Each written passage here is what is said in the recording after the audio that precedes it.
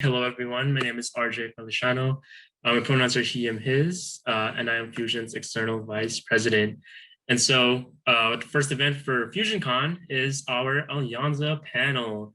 And so I'll be changing my virtual background now because, it's Alyansa panel. It's not. All right. Lovely. All right, let's get this started. I'll share my screen. So hello, everyone, and welcome to Alyansa board panel. What a lovely day today. And I just wanted to give everyone a brief program overview. So we're first off going to be starting with a brief presentation about Filipino culture. We're going to go into breakout rooms to reflect with your peers. And then after that, we're going to be having panelist introductions and the open Q&A. So without further ado, I'll give you all a brief, very, very brief presentation of Filipino culture. I wanted to make it as short as possible, just to make sure that our panelists are able to, provide their own insight and have like the panel. And so, what is Filipino culture? So pretty much it can be divided into, like the Filipino history can be divided into pre-colonial and colonial times. So during pre-colonial times, the Philippines was divided into various tribes with their own separate types of government.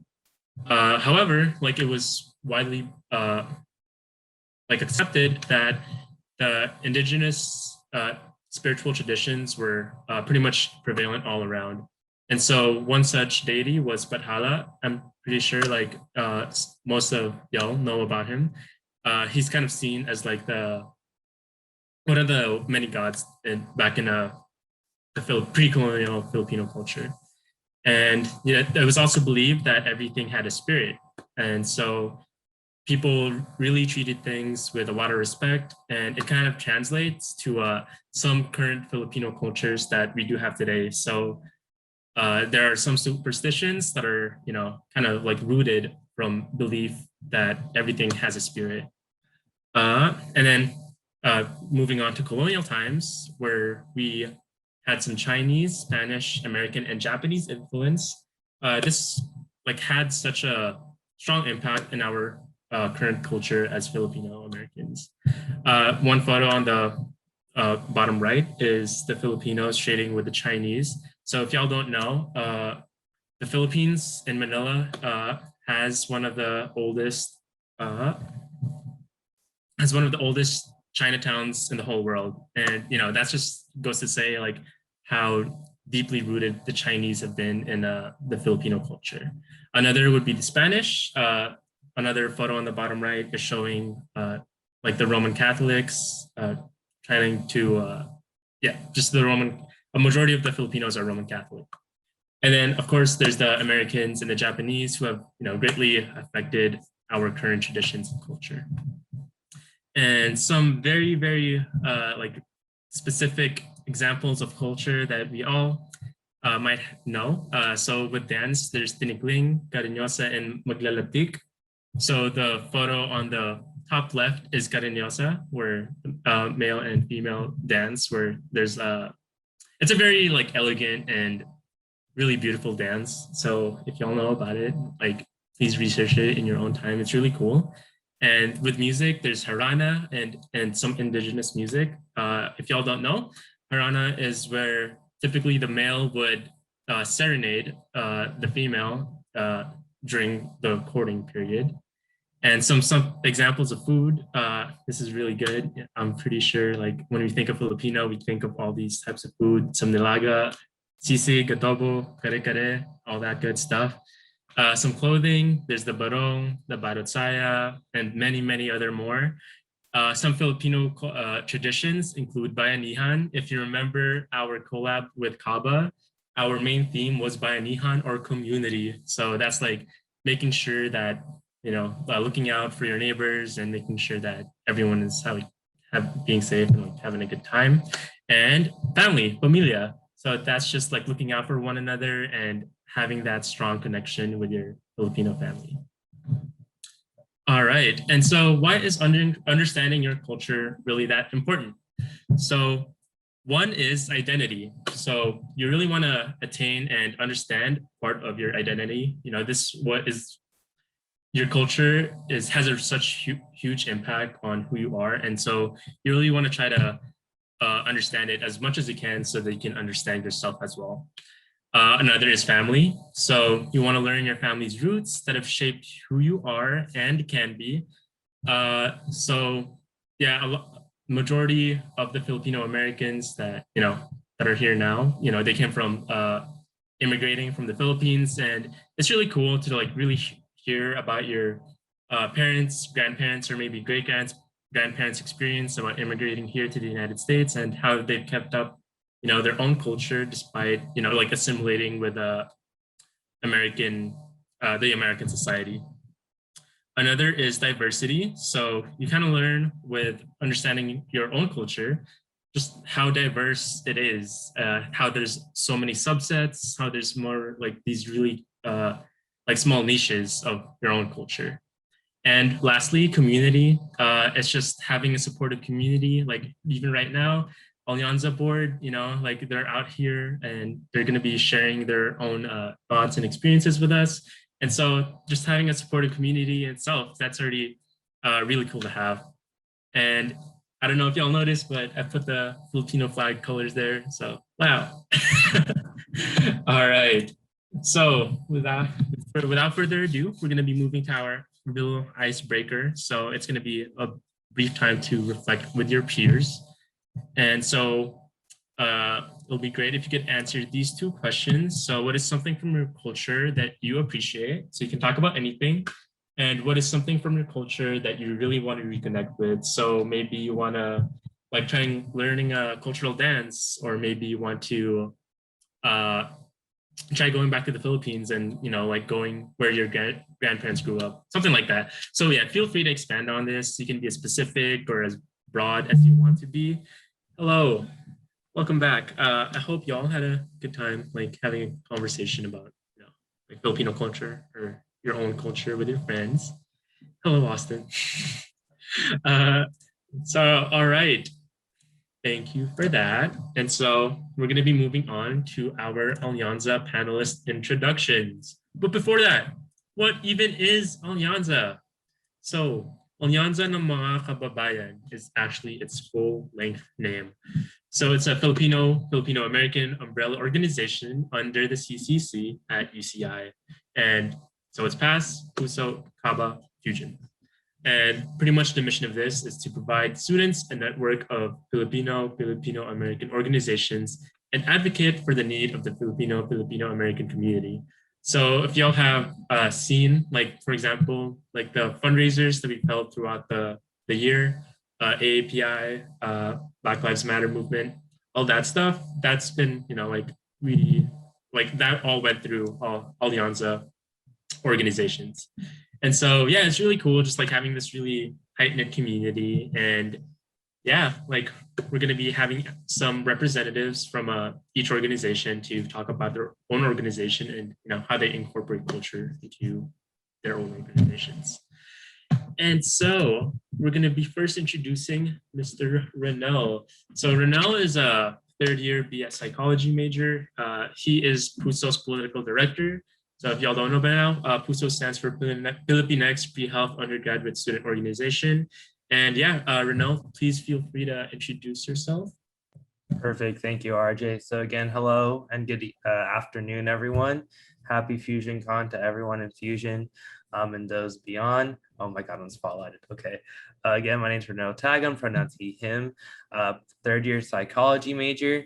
And as RJ said, I am the political director this year for PUSO. I've also served as public relations co-coordinator for PUSO as well last year. So I joined PUSO my first year. I remember going to meetings with one of my best friends now, Leah, and just going to PUSO and Kaba meetings and going around to all the Alyansa orgs and just, feeling it out. And I found my little special home in PUSO, ended up being an intern, then being a board member, now being a director this year. And the reason why I would say I ran for political director was that for one, I wanted to lead my board the way our board works. 4 directors and everyone else is on board, and then the 4 directors are kind of leading everyone else. And specifically political, I wanted to do my best to try to expand PUSO beyond the borders of what we already know about it. We know we're pre-health, we know it's Filipinx, but we're trying to expand past that. And I feel like myself, along with my board and those who supported me, we were able to do really well with that. We adopted decently well to the online platform. And I felt like I've achieved my job this year as political director. So again, it was nice to meet y'all, and I'll go ahead and pass on to the next person. All right, thank you, Renell. Our next panelist is Nicole. So their major is political science and sociology. They're also a 4th year graduating. All right, let's go. They're the external vice president for PASS. So PASS stands for Filipinx Americans in Social Studies. So Nicole, if you would like to introduce yourself, please. Of course. Hello, everyone. Thank you all for having me. Really happy to be here. Of course, I love Fusion, has a very special place in my heart. Introduce myself again. My name is Nicole, Nicole Pinto, pronouns she, her, and they, them. A lot of you all also know me as Nick. My majors are political science and sociology. I am a 4th year, just like RJ said. I am graduating, so very happy to hear that. And yes, I am the external vice president for PASS, Filipinx Americans in Social Studies. I also serve as the high school outreach director. And in past years, I have served as the community outreach director as well. And yeah, so I joined PASS about halfway through my 2nd year. At the time, I had I'd been almost halfway through my experience here at UCI, and I'd never been to a club meeting at all. I did a lot of stuff in high school and also had a lot of friends from high school that went to UCI. I didn't think I really needed friends. I had no interest in doing extracurriculars when I got to college. I kind of wanted to get in and get out, but at the time, kind of needed a support system. I needed to find new friends, needed really a community. Stumbled across a past meeting one day after receiving emails for a while, and I said, you know what, I'm gonna go. And I went, and look now. I think it's one of my favorite stories to be able to tell is that I didn't expect to fall in love with an organization as much as I did, as quickly as I did. But that same week, I went to my first past meeting. I went to a social. The very next week, I went to a retreat, and the rest was history. Something really special about PASS is that I feel like it gave me a home away from home, just like kind of one of our mottos is as an organization. And it it's just that community of people. Like I wake up excited to be able to talk to and do all the work that isn't really work for this organization because these are my best friends. Past is full with people that I'm going to be inviting to my wedding someday. These aren't just people that I just kind of see all the time and then I don't see them. These are people that I genuinely look forward to being able to spend time with. So that's one of the main reasons why I decided that I wanted to serve on board my first term, which is as community outreach director, and then again this year as external vice president, and then also as the HSO director, just because I felt like PASS was a community that deserved for me to give back to them. I wanted to be able to make the organization better for other individuals the way that it had for me when I first found it. So, yeah. Yes, all right. Yeah, thank you, Nicole, for that really cool introduction. That's so sweet with the whole wedding stuff. I mean, all right. Yes, we'll be moving on to Ayana Loyola. So her major is biological sciences and Japanese language and literature, and they are the coalition liaison for Kababayan at UCI. And so, Ayana, if you could also please introduce yourself, that'd be great. Thank you. Yeah, of course. So hi, everyone. Good afternoon. My name is Ayana Loyola, pronouns she, her, hers. I'm a 3rd-year double majoring in biological sciences and Japanese language and literature, and I currently serve as the coalition liaison for Kababayan at UCI. Just to give a little bit of background as to how I really started my journey with Kaba. I even before I came in, like I already knew who Kaba was and what org they were. They were actually part of the reasons why I chose to go to UCI, because I knew I wanted to be involved with a really active Filipino org, right? And also Kaba Modern, I was like a huge like dance fanatic growing up, and so knowing that they stem from Kaba UCI, like I was like I was already sold. But yeah, so when I came in as a first year, even before I joined Kaba, my mentor now in Kaba, Jeff Cruz, he was my staffer for SPOP, and he told me about all the organizations that he was involved in, and he mentioned Kaba. And so I was like, oh wait, I really know about this org. Like, can you tell me more about what they do, right?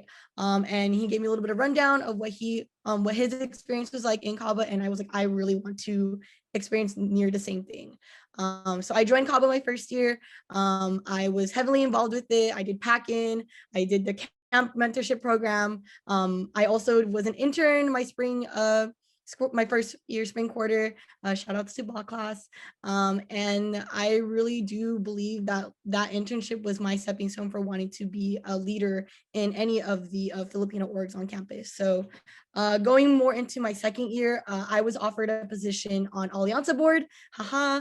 I served as the internal chair last year, and this was kind of like my year to kind of take a little bit of time away from Kaba and really explore the other orgs, exploring PUSO, exploring PASS, exploring Fusion.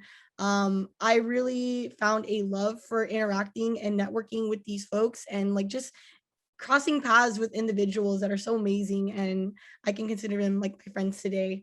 Shout out to RJ.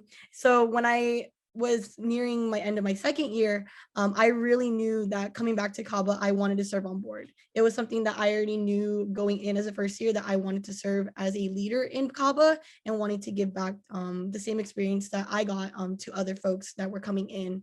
So I applied for Coalition 100%. I already knew what I wanted to do, and I was thankful that I was granted the opportunity to serve on board and really see a change in what Kaba's position is with the other orgs, right? Really networking and engaging with collabs, socials, all that good stuff. It really helped that I knew a lot of the people that served as externals on Alyansa. So it made it really easy to do collabs with them. And that was something that I really enjoyed throughout this whole entire year as Coalition, that I wanted to continue. And I am happily going to be served as external vice president for Kaba next year.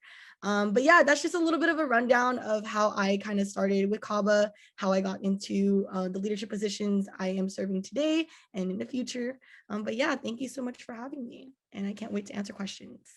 Yay! Thank you, Ayana. Wow. All right.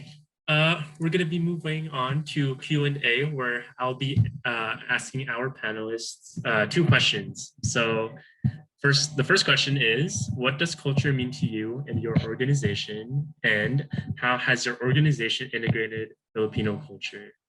So again, what does culture mean to you and your organization?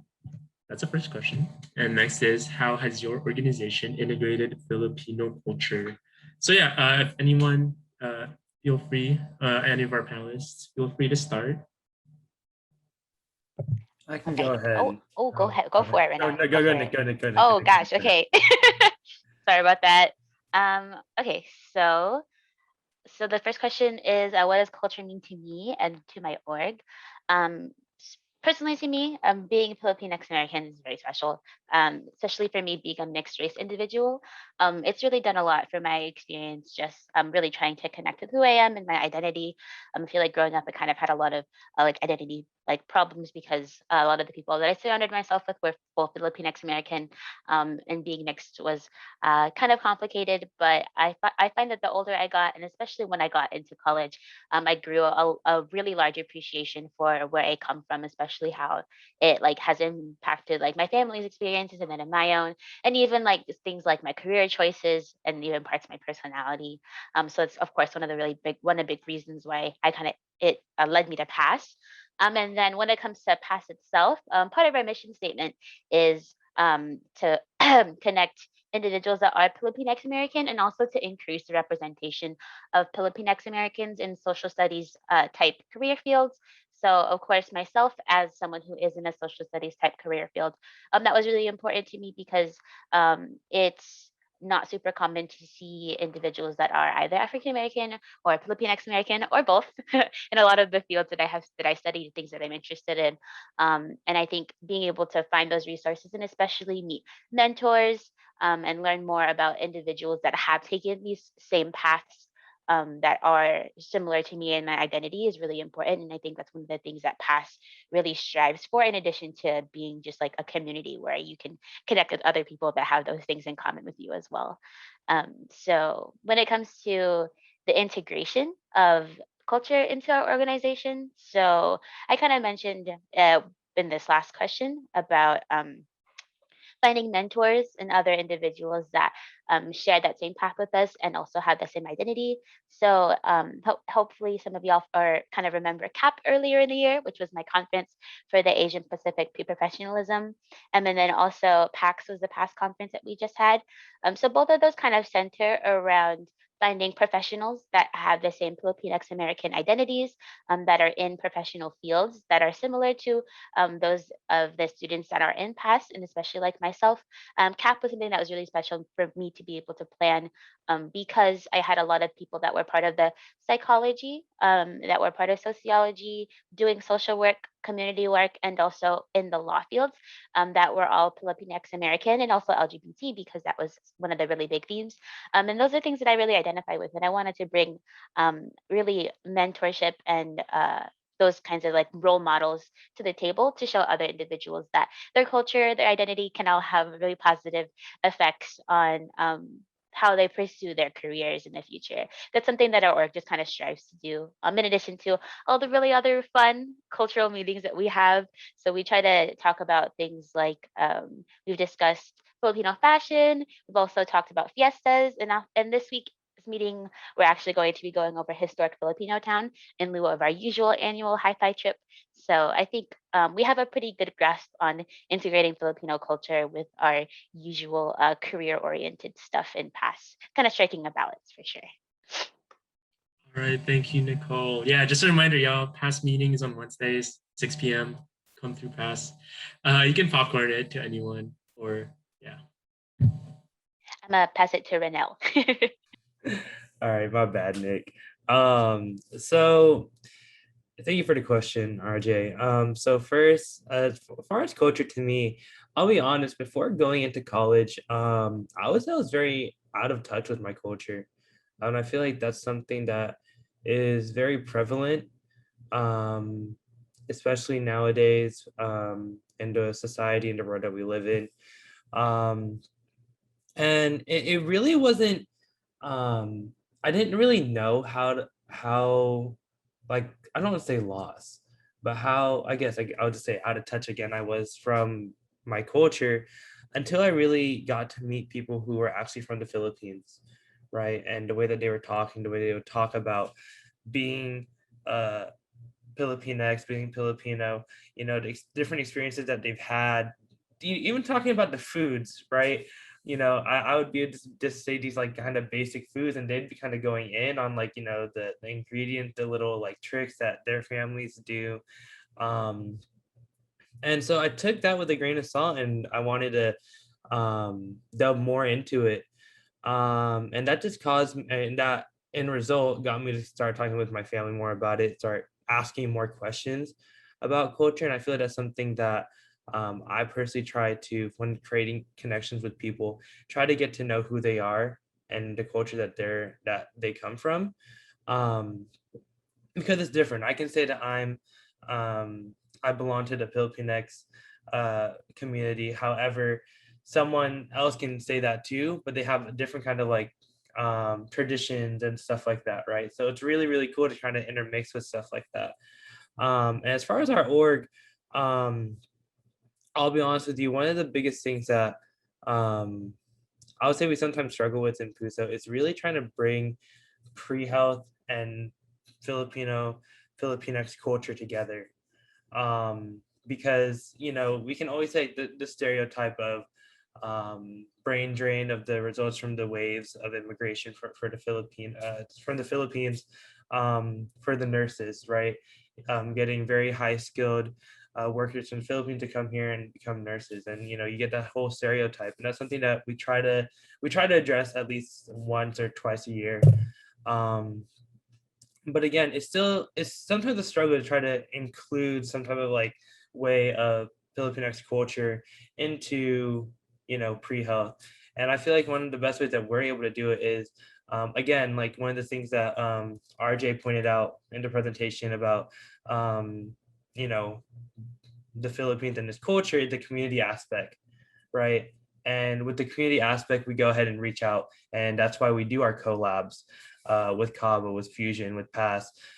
We even did a collab with Expo, which is the Filipino Brotherhood, right on campus, and that gives us more of a sense of, and it's really interesting how they're able to bring in their ideas of culture and how we are able to integrate it into pre-health,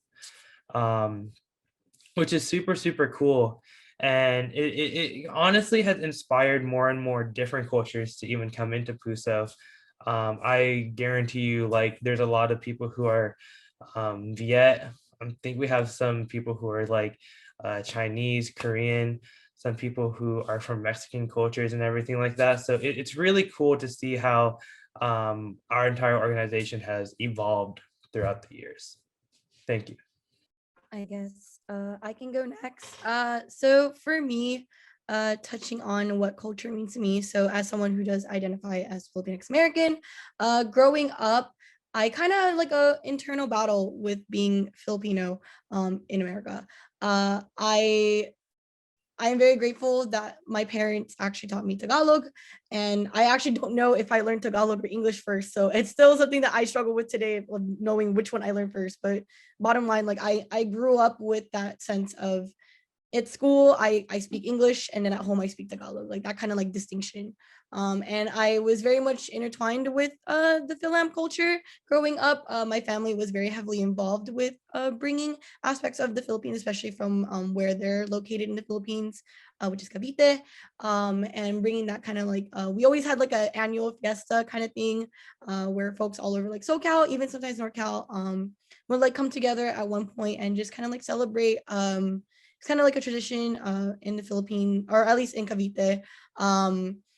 For us, it was St. Francis of Assisi, since we are Catholic, just like kind of like celebrating that aspect of Catholicism and all that. But a little bit like diverting from that, like I very much had a strong sense of who I was as a Filipino, but also I didn't, because like I grew up in America. I felt very detached from my mother's side, since most of them are in the Philippines, whereas my dad's side, they're all based here. So I always had that struggle of like really seeing who I am as a Philam. And there were even parts when I was a teenager where like I was like kind of like straying away from being Filipino, that I just like strictly wanted to just be American. But it wasn't until I got into college where I really wanted to learn more about my culture, learn more about the Philippines and all the beautiful aspects about its culture and heritage and history and all that good stuff. And so that's why I really wanted to immerse myself into the Filipino community here at UCI. As far as what culture means to our org, it's the reason why our org was founded 47 years ago. We really, at least our founders, really wanted to emphasize promoting and promoting the awareness of the Filipinx culture, all of its traditions, all of its heritage, all of its history, and even the community itself, and carry that legacy on until today, and also moving forward. We, as an org, are very much, we heavily emphasize that you don't have to be Philam or Filipino to be in our org, that our org was meant to promote the culture of the Philippines, but not as us as individuals, like saying that, oh, it's our culture, right? Because we want to be inclusive to all folks that are coming in that may not identify as Philam or whatnot, and that they just really want to learn more about the Philippines and all that. And so a huge thing that we do in Kaba is that we try to make sure that we are ensuring that you don't have to be Philam and that everyone is welcome to learn more about the culture of the Philippines. And some of the programming that we do as far as like integrating Filipino culture into our org is that we have a lot of things. We have PACN, as y'all may or may not know, the Filipino American Culture Night. It's our hugest event. As far as Kaba goes, we have over 250 to 300 cast members participating in this annual event at the Bren Center, really showcasing and highlighting aspects of not only the Philam community, but also the Philippines in general, ensuring that we are being as culturally accurate as possible when it comes to dances and to the traditions of different regions of the Philippines, because every region of the Philippines is different, right?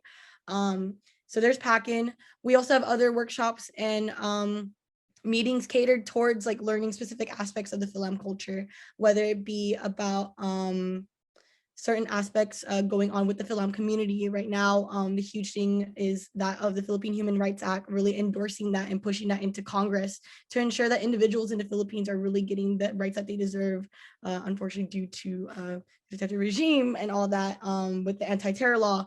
We talk about community things that are going on, but we ensure that it's a safe space for people to talk about it. And that we encourage folks to like do their own research about these topics because they can be a little bit sensitive, a little bit heavy, but we do a lot of things. I can go on and on about all the like workshops and programmings that we have, but that's just like a few of the things that we do. But yeah, that is pretty much it. Yeah, all right. Yeah, thank you, panelists. Yeah, that just really highlights, like the importance of understanding your own culture, identity, family, like finding your community, and like really reconnecting with your roots. And so, yeah, with that being said, we're going to be moving on to our open Q&A, and we're going to be talking about some guidelines. So yeah, please use the raise hand feature. I think it's under the reactions button now. Zoom has updates like every month or so. So yeah, and once you have your hand raised, we'll be going through you. So once I call your name, so yeah, please indicate your name, your pronouns, your year and major. And then once you ask your question, if you could please indicate the person you are asking the question to. And if you could also do it, if you could type the question in chat. Otherwise, yeah, I could do that as well. But yeah, for those who don't want to who aren't comfortable using the microphone, you could also put it in the chat and we'll be sure to address that question. And so yes, with that being said, let's actually go with our panel. Let's open it. Woo, woo. All right, so yes, if anybody has any questions, please use the raise hand feature. Don't be scared. Our panelists are very, very friendly and welcoming and so nice. All right. Wait, Richard, are you asking that? Yeah, I do have a question, okay. Actually. Hello, I'm Richard, pronouns he, his. I forgot what else I was supposed to say in my introduction. Let me double check. I'm a fourth year computer engineering major. And this question is primarily directed to Renelle, but also welcome to all the panelists. I think it was interesting how you mentioned specifically Puzo's internal like organization culture change because of like the other ethnic background, like people from other ethnic backgrounds have like come into the organization. In what ways has that like affected your view of Filipino culture? I guess because you start hearing how they think what Filipino culture was, and then they start learning it. Like, can you expand on that? And yeah, that's my question. Perfect. Thank you, Richard, for the question. Yeah, totally. I wouldn't say it wasn't necessarily a change, but rather an improvement, and rather just gaining new knowledge, right? Like I was mentioning earlier, how different, you can go from the different dialects to the different parts of the Philippines, right, that share or have different beliefs, right? Some are predominantly Catholic, some are predominantly Christian, Muslim, under religious backgrounds, again, the dialects and everything, the specialty like dishes, right? Even like that, and traditions like that. I think if anything, it encouraged more members to share more about their culture themselves. Not only just those who are of the Filipinx community, but of other communities as well, because then You know, sometimes you'll hear something like, oh, I'll just bring something very basic. Oh, I have a noodle dish. Oh, wait, we also have a noodle dish that's very like that, you know, something like that. Sorry, I'm talking about food. I'm very hungry. So that's why I'm going to be talking about food a lot. But you know what I mean? It's just encouraging to see. And I feel like that's kind of what's helped, like, you know, bring even more and more members of mixed ethnic backgrounds, right? Um, to come into our org, have that welcoming space that we encourage that. Yes, it's hard for us to still incorporate, you know, our core Filipinx into, you know, our organ meetings and whatnot, and like stuff like that. However, in the broader scheme of things, the overall picture, the big world picture of it is that we're creating a very, very positive melting pot of cultures that are interlocking and collaborating with each other to encourage each other to share their culture. Awesome. Thank you. And just to confirm, Richard, was that question was only addressed to Renell, right? Primarily, but I mean, if the other panelists also want to add their thoughts, because I think it's interesting to hear. One thing I remember learning was when you talk about culture, it's very easy to kind of get lost in your own culture until you start hearing other people talk about it, right? So maybe it's a different question, or like, if has there been any surprising thing that someone said about Filipino culture that you're kind of like, wait, hold on, let me think about that, right? And then you had a conversation moving forward, and like, if you can talk about that experience, I think that'd be a cool thing. That's for all the panelists. Yeah. I think I can kind of quickly tackle this one. So I think one thing that I have has been interesting as an experience over this past year is actually thinking critically about culture. Not just only going over the positive things, but also kind of recognizing the negative things. So of course, in this past year, there have been really important conversations about things like anti-blackness, and then recently, during the actual Passion Collab, which was Fusion and Pass, we discussed LGBT culture, and especially in the Philippines.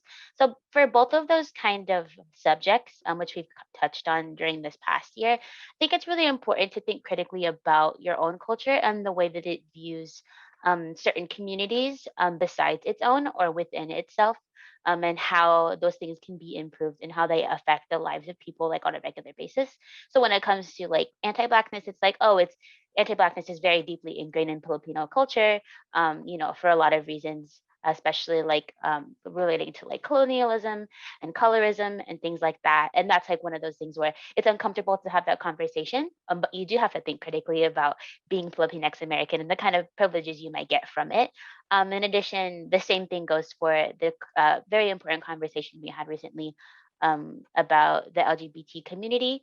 So how the LGBT community is treated in the Philippines, and what it means to be LGBT or a queer individual, and also be Filipinx, when it comes to like the experience with your family and the way that the community views it, just in general. That's another just a critical thought you kind of have to have, along with many others. So for sure, just thought that I would share that. That's one really special experience I think I would invite all of you all to kind of embark on, is that there are some really fun stuff about being part of the Filipinx community, of course, you know, all the great food and the beautiful culture, which of course and I know that all of you are very thankful to have and to be able to take part in. But there are also some things that aren't always perfect and beautiful to be able to experience all the time, for sure. I guess I can also give my 2 cents about this, since I know I'm so glad that Nick mentioned how it's also important to highlight not only the positives, but also like what could be better, like the negatives, right? Specifically for right now, what Kaba has been really tackling is that 2 things. One is particularly the cultural appropriation of the PCN or PACN. There's been a lot of discussion and dialogue that has been going around in the Philam community regarding cultural appropriation, specifically of indigenous communities in the Philippines when it comes to their traditional dances and retelling their stories through a Philam lens, which is also a huge thing in talking about the discourse between is PCN and Pacan cultural appropriation, right? It's a very, very, very deep topic. There's a lot of perspectives brought in, not only from Filipinx identifying folks, but also Filams, folks who are Filipino, but specifically indigenous Filipino. There's a lot going on there. So Kaba has been really trying to ensure that, at least since we do participate in like Pacans and PCNs and all that, that we ensure that what we do is as culturally accurate as possible, you know, really gathering research and resources from the folks who are very much like knowledgeable about these things regarding specifically indigenous dances and all that. But it's still an ongoing conversation. To be quite honest, it's a lot having someone myself participating in these conversations. But that's one thing that we've been really discussing. But also, oh man, there's another thing that we've also been critically discussing is that of Tagalog hegemony. Basically, a rundown is that like through a Philam lens, it can be seen that when Philam orgs participate in just using Tagalog when it comes to their meeting names, or like when it comes to only recognizing Tagalog, that it kind of, there's a conversation where it goes like with erasure of the other languages unique to the Philippines. So Ilocano, Kapampangan, all those different languages. That's also another dialogue and conversation that has been very much ongoing, because it is, I guess, an internal struggle between Philams and Filipinos and so forth. So these are two major things that we've been really highlighting and trying to engage in dialogue and conversation with our general members, because it's things that are ongoing. And it's things that do need to be addressed, because there are things that we have participated in that may have been cultural appropriation and all that, and maybe we just didn't know. And it's really just a matter of doing your own research and really using and utilizing resources that are out there that are meant for, you know, researching and talking about these things. But yeah, it's definitely, at least for me, interesting conversations to participate in, because it is something that I didn't really know that was happening until I got into college. But yeah, that's just some things that I wanted to give my 2 cents on. All right, yeah, thank you, panelists, for those well-informed answers. Yeah, no, yeah, like honestly, it's really just to, I know I'm not a panelist myself, but no, yeah, I can like talk about it too, like really trying to be critical of like what's in the Filipino traditions and culture, because some of it really is toxic and should be addressed. And you know, like it's important to have these conversations just to make sure that we don't pass it down to future generations. You know? And so it's really like something that's really vital and that we should still be continuing to have with, you know, with all other students. But yes, I think Mando messaged me that you had a question. Oh, okay. All right. Yeah, nice. All right, Mando. Yeah, you can introduce yourself. Hi. Just for those of you who, oh gosh, is my Wi-Fi? Okay. For those of you who don't know me, I'm Mando. My pronouns are they, them. I'm the current IVP of Fusion. And my question for all of you is, how has your involvement in your org as a member and also as a board member affected your future and career pathway? I'll put it in the chat too. I can definitely go ahead first on this one. Sorry, wait, Ayana, I'm so sorry. But again, Mando, thank you for the question. So it's honestly quite funny. Going to first year, I remember going in as a pharm sci major, hence reminder that I am now a psychology major. But I came into college as a pharm sci major, thinking I was gonna do pre-health and all that stuff. Honestly, like if we're gonna be straight up, like honestly fulfilling that stereotype that some Filipino cultures still have, but we have to go into the medical field, we have to be engineers, we have to do all this different stuff, right? So I thought I was doing that, and I ended up switching out. All reasons that those will be ones that y'all can ponder on. But I ended up switching out into psychology, and I had to start questioning, especially my second year, was PUSO really an org that would really help me in the future, right? I'm no longer pre-health, but I feel like and on the pathway that I want to go to now, I feel like the org has not necessarily helped me for the like professional academic standpoint, but has showed me the community that I could have that who are going to support me, right? I'm sure in every one of our orgs that we're in, our friend groups, whatever it is, it's a family essentially, right? It's the family away from family that you have, even maybe the family that you always wanted. And knowing that you will always have the support system, knowing that again, I wasn't the only one who switched out of a bio farm sci major into something else and still in PUSO. You know, we all come back to our orgs. It's not just PUSO, it's all of our orgs, right? For that love and support. And it's grown me to start to push that onto other people as well. Kind of share my story, share my experiences that I've gone through in college, and try to like not necessarily inspire them to switch out of farm sci or something, but inspire them to pursue what they want, to be honest with themselves, right? And that yes, in our name it says pre-health, yes, it says Filipinx, but we are a student organization, right? We're there to peer support every student that we can who joined our org. And that's been a goal of mine this past year and something that I hope to do going into the future as well. Thank you. I guess I can go next. Definitely for me, before coming into Kaba and having been involved in a lot of leadership positions, not only just limited to Kaba, but also other orgs as well.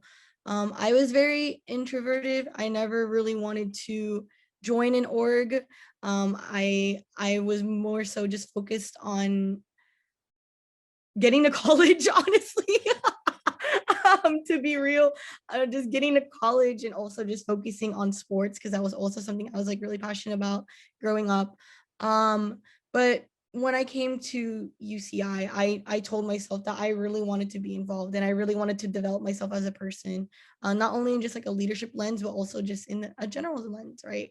And I knew that when I signed up for wanting to be a leader, wanting to give back to the orgs and communities I was involved in, that I started to realize that I had a passion for leadership. I had a passion for really like organizing and networking and overall just creating spaces of like community. And even though I'm a double major in bio-sci due to stereotype instilled on me growing up. But also something that I was also passionate about in high school, which was learning more about Japan and its own culture and how that intertwines with my own identity.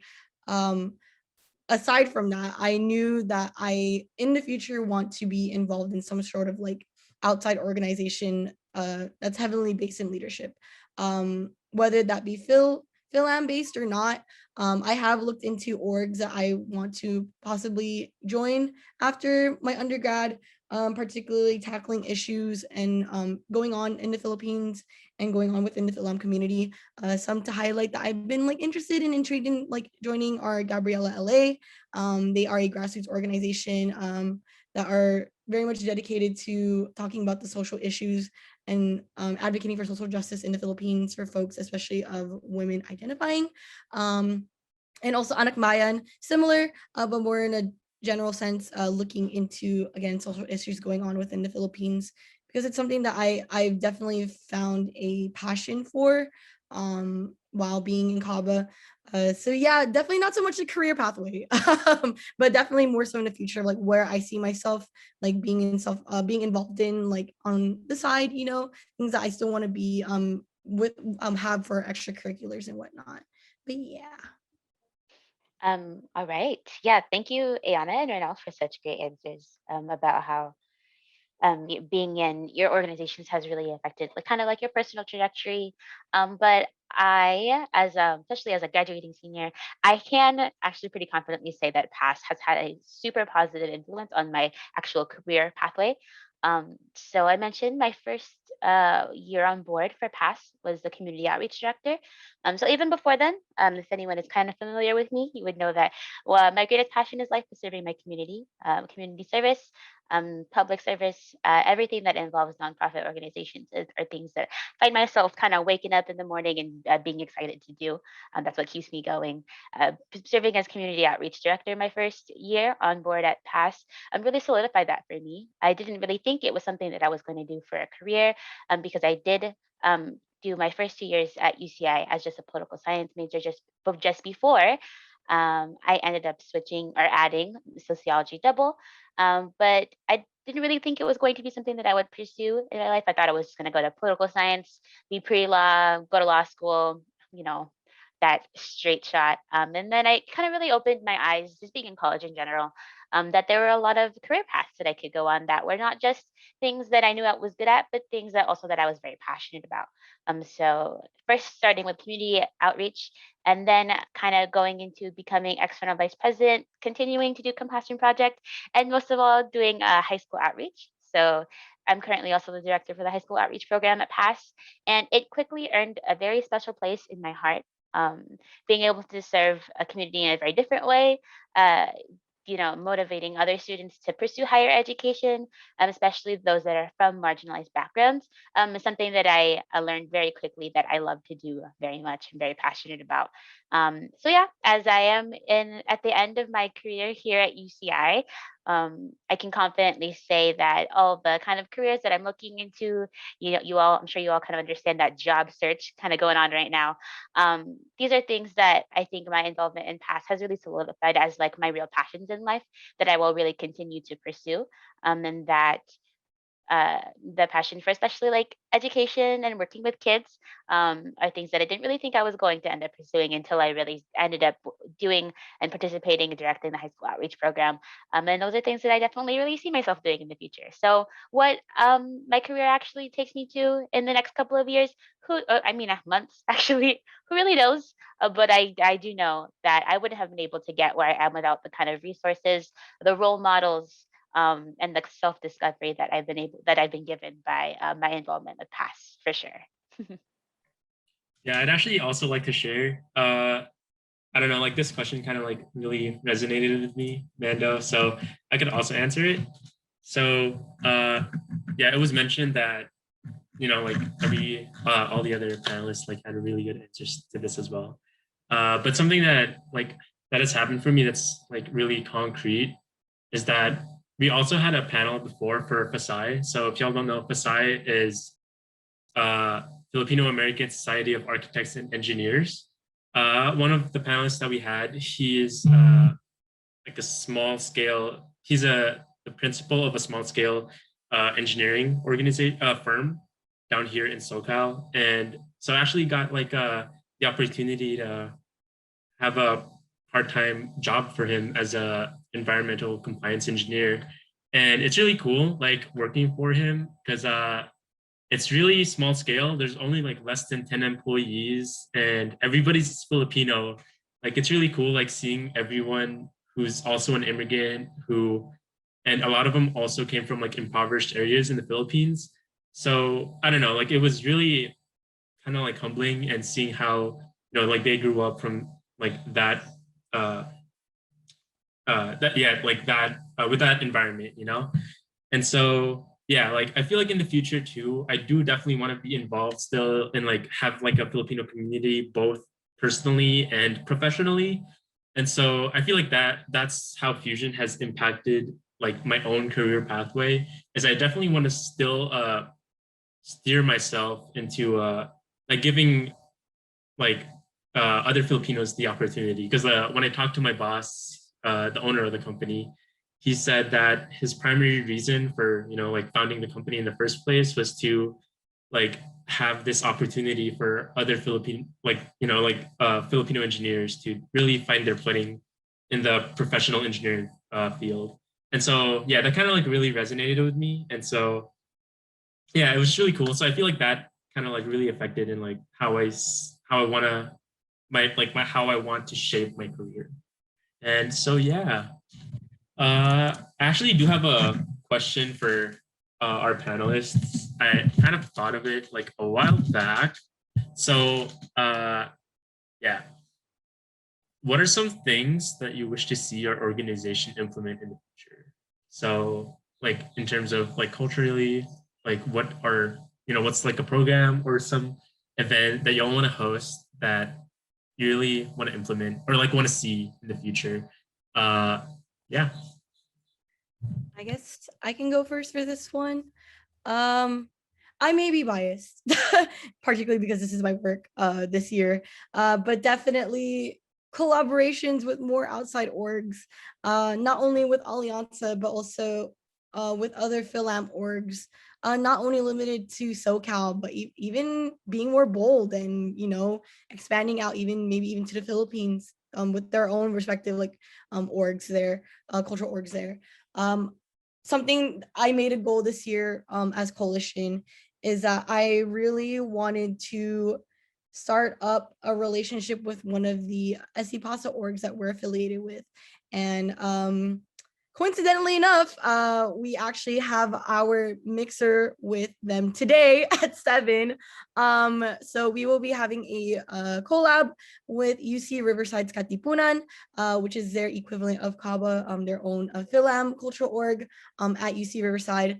And it makes my heart full knowing that like having worked with them the last like 2 months, really trying to plan and coordinate events to really get our general members from both orgs to come together and meet one another, especially utilizing this online space, making it more accessible for folks to just, go onto their devices and join a Zoom meeting or Discord call or whatever, some sort of like video call to just like, hang out and meet one another, something that may not have been as accessible in the in-person setting with having to drive, coordinate rides and all that, find a location and things of that nature. And so I'm really happy that that bond with them has started, and I really hope whoever my successor is next year that they will continue that bond, not only with them but also really branching out more to other orgs within the SC Pasa space, and even NC Pasa up north in NorCal, or even like going as far as reaching out to folks in the Philippines. I really hope to see that. Maybe not when I graduate, because maybe that's too early, because I am graduating next year, hopefully. But seeing that come to fruition sometime in the near future. I said, like, I have a passion for this work as coalition, networking with other orgs, really creating spaces of community and togetherness, if you will. So yeah, I really hope that that comes to fruition in the future, and I would love to attend. I think for myself, something that I definitely would like to see my org kind of continue to do in the future is I know that this year, the virtual platform has kind of allowed all of us to kind of explore what our options are really besides being in person. I think that's one of the kind of positives you have to take from this whole entire experience being home is that a lot of new doors have been opened in terms of the kind of things that we can do. We've really had to get creative, but it's really brought the best out of a lot of our members and especially our board. No, none of my board is here today, but I'm very thankful for them and all the hard work they have put into this entire year. And of course, all of your boards as well for everything that they have done, given, of course, the environment that we now live in. I think this is something that I would like to see continue to be implemented, especially fundraising events or kind of like fundraising efforts that have gone on virtual platforms. I think those have worked really, really great in terms of like the kind of ways we've had to think outside the box.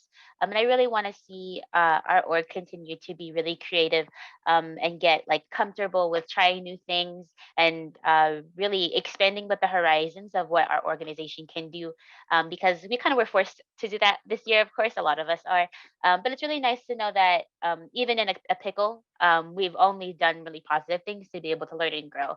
So I'm really excited to see what the next few years really has to offer past what really brand new ideas they have to offer, because of course this year we've taken a really big focus on kind of the social support aspects, because amidst the pandemic, those are the things that I know our members are really looking for. Taking a step away from kind of lecture-based meetings and really going towards things that people want to do, with all the fun stuff, of course, just to kind of take you away from that school space that we all are kind of going through right now. So I think in the future, when it comes to things I would like to see continue to be implemented, of course, the really big events that we do. So like the conferences are really important. And I'd like to see all of those really new, fresh ideas continue to be implemented and kind of grow into what PAS can be in the future. All right, so RJ, thank you for the question. Um, I would say something that was worked this year that I think was a lot more prevalent, and I want to see more as PUSO grows, is really allowing our general members have a say in our organization. Now, what I mean by that, it's not necessarily to like, make like the big call decisions and everything like that. However, it is for to get their ideas and inspirations. And instead of saying, okay, let's let a board member lead it, allow them to lead the program or whatever they want to do.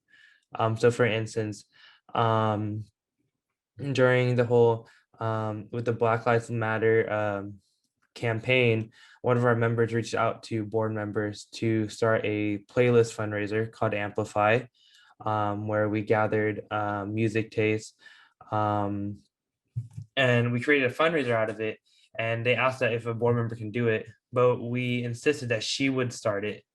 And she would go on it by herself, and she, or with the help of us, but headlined by her. She would go ahead and organize it and everything. We even had our interns who created a new program called Pass the Puso, which essentially is just, excuse me, it's a nice, fun cooking little program that we have in Puso now. And I feel like, it's always a struggle for, I feel like, for all orgs, right? When we get to winter, especially into spring, the big problem is member retention, right?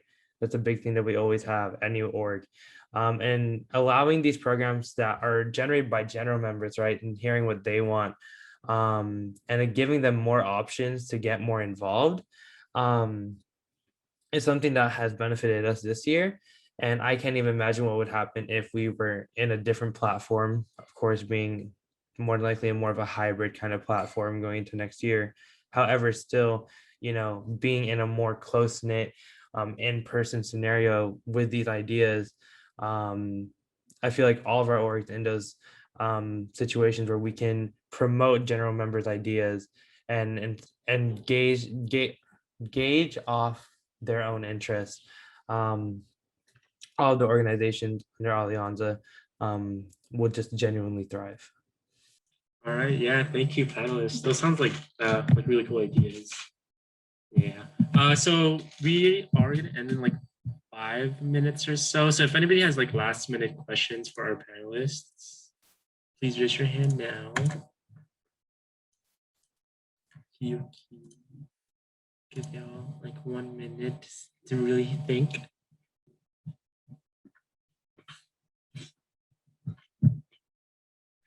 I have a question. Oh yeah. Yes, please. Hi, I'll introduce myself really quick. I'm Feliza, my pronouns are she, her, hers. I'm a third year psych major with a minor in bio.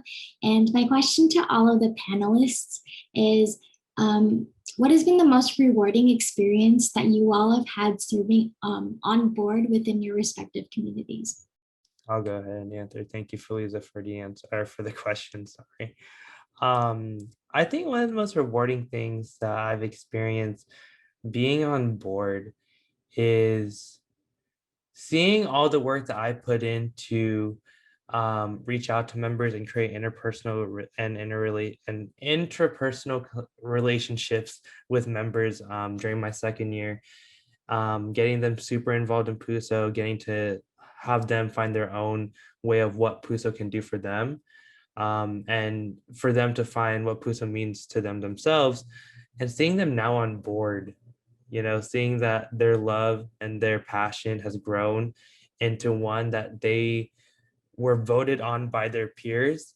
Again, our elections is based off peer votes, right? Based on the organization.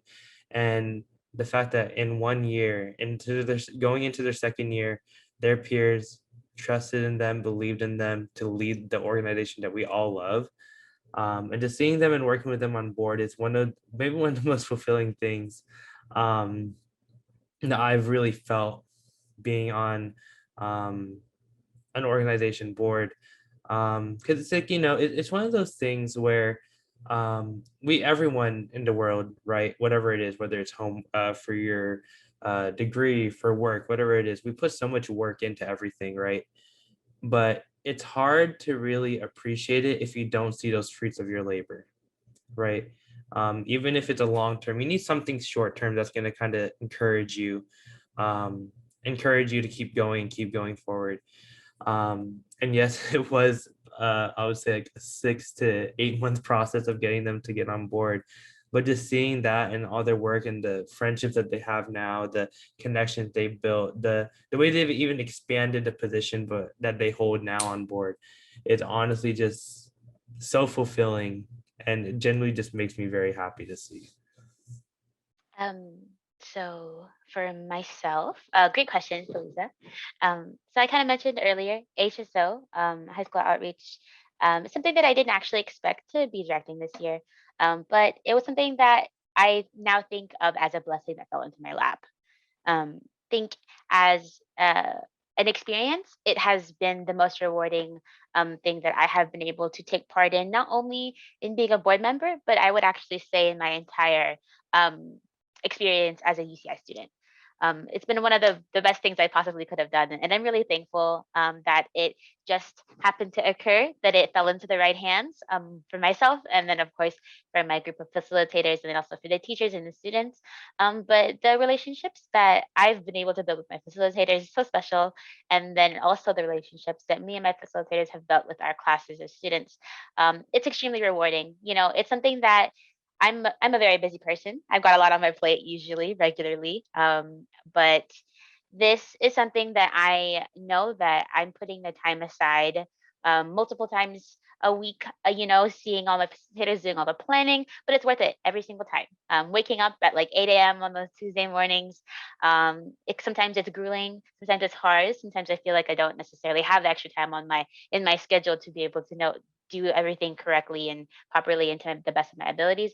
But once you get there, once you see the students and you see how happy they are to see you, how excited the experience is to them, giving them those tours, talking about higher education, really answering all their questions, being there for them when other people may not necessarily be able to the way that we are. That's what you do it for. It really makes all of the experiences worth it. And I definitely can say that that's probably really been one of my favorite parts of even just attending UCI, just like parts of my life for the past 4 years almost, for sure. For me, I think I touched upon this earlier, but again, definitely just creating spaces of community and togetherness has been so rewarding this past year as coalition. I knew coming into the position that I wanted to facilitate collabs with Kaba and all of the Alyansa orgs and even SC PASA orgs that we're affiliated with, like as much as possible. I really wanted to tackle on really bringing other folks into the Kaba space instead of us taking their space. I think that was something that I saw previously that was done that I knew that I wanted to improve upon, and I knew that I wanted to really change how people see these collabs, at least within Kaba, and really ensure that these collabs are really meant for meeting other people, crossing paths with folks who have different narratives and all that, and really sharing and giving that space for them to allow them to do that. I think that's something that's been really rewarding with Kapas, Kapuso, Kafusion, and now Kababayan. I really have a love and passion for all the collabs that I've helped facilitate with RJ, with Renelle, with Nick and Mia. Like literally, I am so appreciative that we were able to create that space for members from both of our orgs, our own respective orgs, to come together as one, really, emulating that bayanihan aspect, that community aspect. And I honestly cannot pick my favorite one, especially one that hasn't happened yet. It's happening later. But I know for sure that all of them have a special place in my heart as far as how much I really appreciate that space and that meeting that we created together. Yeah, I just love collabs. It's just something that I really loved, like have grown to love and all that. And see to come to fruition and really see its like full potential. And I'm even more excited now that like there is that potential of in person next year, that hopefully that these collabs can continue and really like, be fruitful for folks. Maybe these were opportunities for people to meet that they never had an opportunity to meet before, and maybe who knows, they're now best friends now. They're someone that they can rely on at UCI or even beyond. But definitely hopefully with the in-person aspect next year, that maybe that these can turn into something bigger. I hope to see a Kamayan in the future. I love food, so that would be really cool to see emulated within our orgs, or even all four, with Alyansa mixers. Like I hope that's something that can continue next year. But yeah, post back Kamayan, please. Yes, agreed, Nick. But yeah, definitely all the collabs that I've helped facilitate this year has been really rewarding. Yeah, thank you, Felisa, for the great question. And thank you, panelists, for those great answers.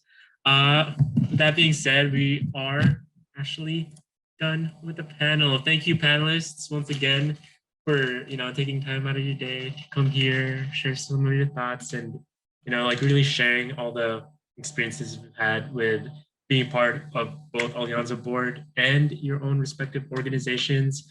I know I've had like such a great time, like collaborating with y'all throughout the whole year. And I'm very excited for pre-grad too. So, like seniors, make sure to come out to pre-grad. I'll be releasing the form for that. So little sneak peek. So thank you once again, panelists and attendees, for coming through to FUSIONCon's first event